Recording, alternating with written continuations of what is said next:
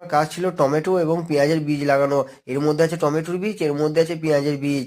তোমরা দেখতেই পাচ্ছ এর মধ্যে পেঁয়াজের বীজ আছে। চলো বন্ধুরা যাওয়া যাক এখন সেখানে যেখানে লাগাবো। সেই জন্য আমি কোদালটা নিয়ে বেরিয়ে চলে এলাম আমি যেখানে লাগাবো সেখানটা করে। এখানটা আসতেই দেখলাম যে যেখানে রোদ আছে সেখানটা করে আমাকে পেঁয়াজের বীজটা লাগাতে হবে, আর যেখানটা হালকা ছিঁয়া আছে সেখানে টমেটোর বীজটা লাগাতে হবে।